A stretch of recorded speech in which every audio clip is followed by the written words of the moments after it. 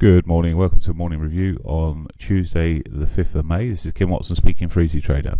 So looking at the euro dollar first, and Monday even, we managed to end up putting a down bar in through the relatively small trading session. It's now put in from a daily perspective, a bit of a pivot swing there, which is quite a bearish sort of candle setup there.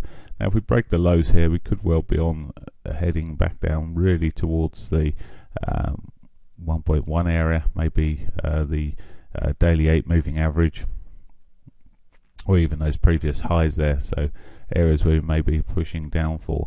At the moment, we've got a little bit of rally going on as we're running through towards the daily pivot, but come that being hit, things could reverse, and I would be looking for the lows to be taken out.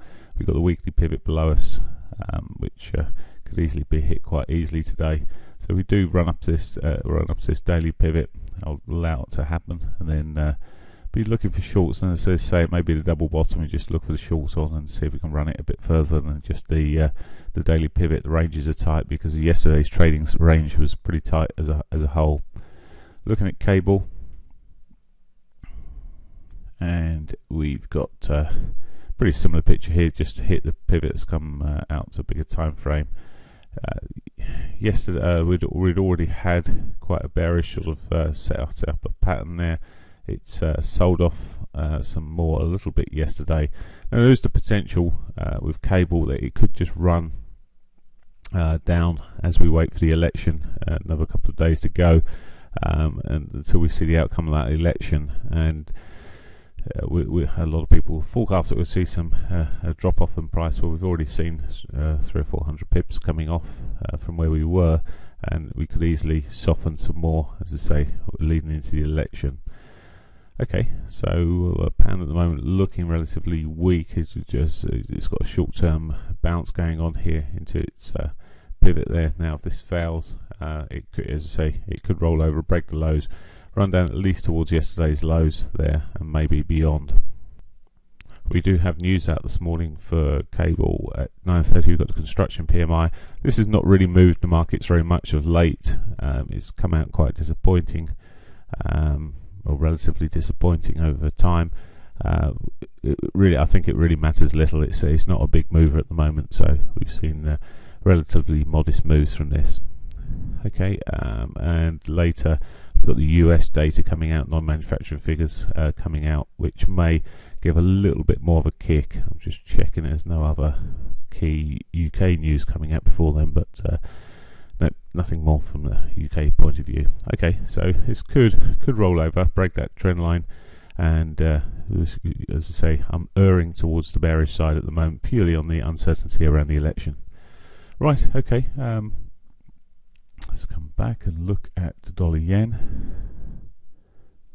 Dollar yen, well, again, very small day yesterday in terms of inside bar. Very choppy in this current situation to me. It looks like a weakness. It could continue to the upside. Weakness of the yen, that is. So it's a dollar yen, so the dollar pushing up.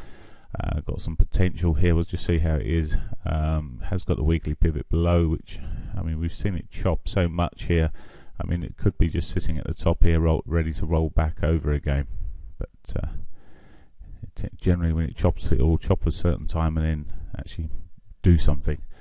At the moment, I say yesterday's range very tight, and it's if we do see a break of the lows here, well, it could be on for the weekly pivot at some point.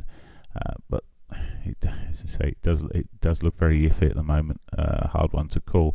Break of the highs, I think, is the easiest route of the least resistance in a sense. The next point of resistance sits really up there at the 120.67 sort of area. I just put that line in there. It's sort of a point where it may just find resistance, and maybe fractionally before that 120.50 could be a resistance point.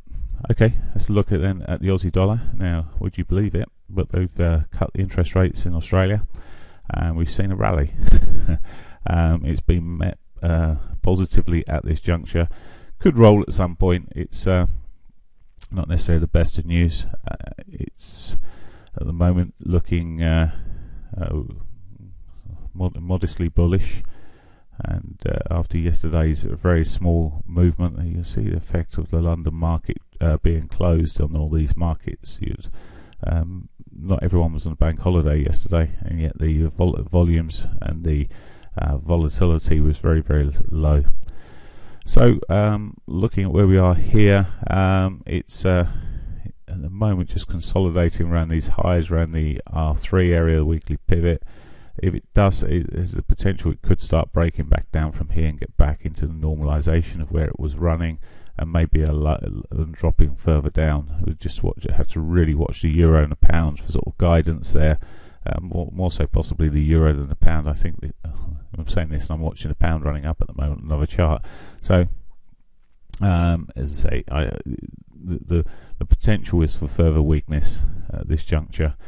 Okay, any other news today? We've got some euro news coming out, which is pretty low-key news.